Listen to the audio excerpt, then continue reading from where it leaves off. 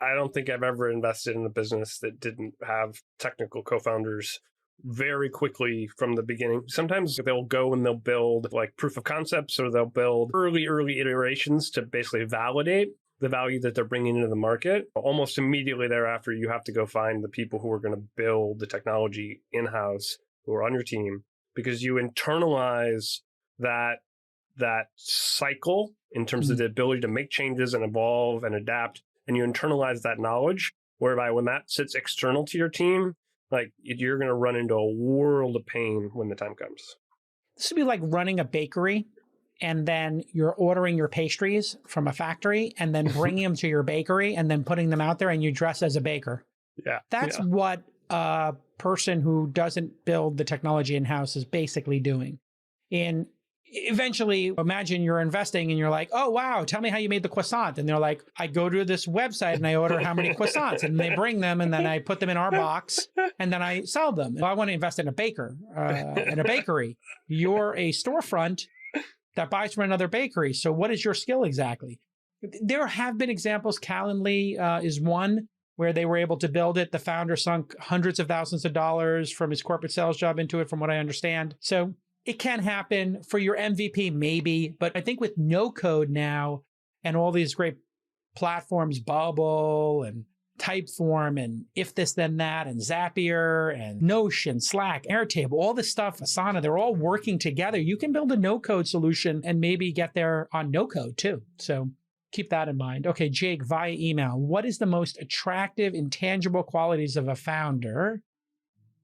Is it grit, tunnel vision, empathy, flexibility, clarity of thought, etc.? I like to say I love founders that are dumb enough to bash their head through brick walls, but who are smart enough to realize sometimes you can walk around it. Yeah, great. So you like to have that, like, they'll never give up, they'll be dogged, but they're also savvy and they're willing to think outside the box and try other strategies. You know, at the end of the day, many different intangible qualities can make a successful founder. I've met introverts, extroverts, I've met engineering folks, and I've met artistic folks. You could have a designer like Airbnb. You could have a dogged Travis with Uber, who is just a great leader of people and a visionary. You could have Larry and Sergey, who are engineers. You could have Elon, who's an engineer. You know, there's a lot of different prototypes here. And the truth is, having a product that you want to see manifest itself in the world, and you are relentless in the pursuit of that, and building a great team. If you can build a great product and build a great team, it tends to work out. So I think, who can build a great product? Who can build a great team? Somebody who is good at building product, and somebody who's good at getting people to join. So if you can't find your co-founder, if you can't find your first employee, you may have failed the first test, which is you're just not able to recruit a team. And if you can't build a great product, well, back to that baker analogy with the previous question, it's kind of like, well, who are you? What qualifies you as a founder? You don't have the ability to build product, and you don't have the ability to recruit teams. I've always been really good at recruiting people and building enthusiasm and conceiving of products and marketing them and branding them. That's been my skill set. I've always been able to find technical people to work with me. So no big deal. But some people are not good at the recruiting thing, and they're not good at product. And I'm like, what are you good at? And they're like, I don't know. I'm like, maybe I need to work on that. There seems to be like, the thing I find problematic about this question, Jake, is, what are you going to do? Change your personality? Like to fit what Zach and I said here?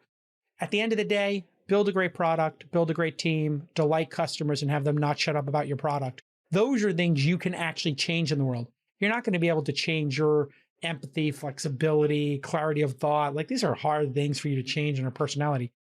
Just make a great product, build a great team, delight customers, and you got a really good chance of getting funded. Okay. Matt, via email, from your career as an entrepreneur investor, what are the similarities between all successful startups you've seen?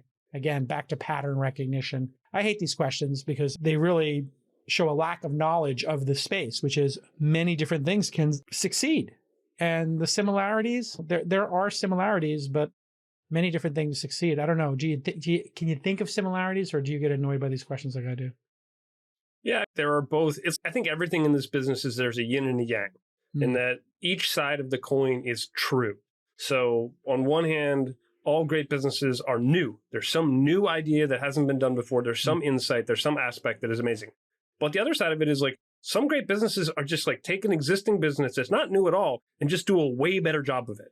And like we've seen that over and over. Friction. Yeah. They just make it. They just go in and they realize how stupid it is that this existing business does something in this dumb way, and they're like, okay, we're just going to fix it and do it right. And they're just the same, but way better. So, and I think in every aspect of this business, the yin and the yang is a truism, is that all things are true, but in their own particular ways around startups. Yeah. But yeah, I agree with you. There's nothing that's consistent. They're always different. Well, there's many different ways to get to the destination, many different ways to win. The things that don't change is building great product, building great teams, and delighting customers. As far as I can tell, those three things do not change. I've never seen an outlier business that did not delight their customers, had a terrible team, and they didn't know how to make a good product. Is there an example of a team with a bad product that succeeded? A stupid team? Yeah, there's tons of teams that like built really crappy products that have become very successful. What's the most successful crappy product?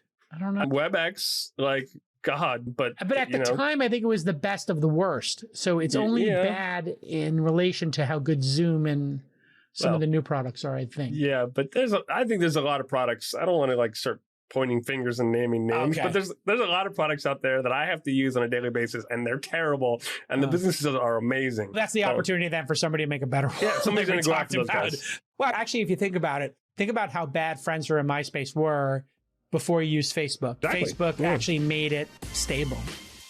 Right now, LinkedIn is going to give you $100 credit towards your first ad campaign. I'm telling you the call to action up front. It's so good. LinkedIn.com/This Week in Startups to get that $100 credit towards your first ad campaign. If you want to get a group of people who are receptive and who are doing business, they're doing business on LinkedIn, right? When you market on LinkedIn, your message reaches people who are ready to engage with your business. This means your ad campaign will work as hard as it can as soon as you launch it. Need more evidence to use LinkedIn marketing? Over 78% of B2B marketers rate LinkedIn as the most effective social media platform for reaching objectives. Because there are over 62 million decision makers on LinkedIn. You know that, and they mean business. LinkedIn equals business equals LinkedIn. It's that simple, folks. And here's how LinkedIn marketing stands out. They have the tools for brand building or lead generation. You can pick. You can target professionals down to their job title, company name, and location. And you can engage folks you already know based on previous site visits or outreach. So you can do that retargeting thing. Do business where business is done. Get a $100 ad credit right now. Go to LinkedIn.com/This Week in Startups once again for $100. LinkedIn.com/This Week in Startups. No spaces, no dashes. LinkedIn.com/This Week in Startups. Terms and conditions apply because they're giving you $100.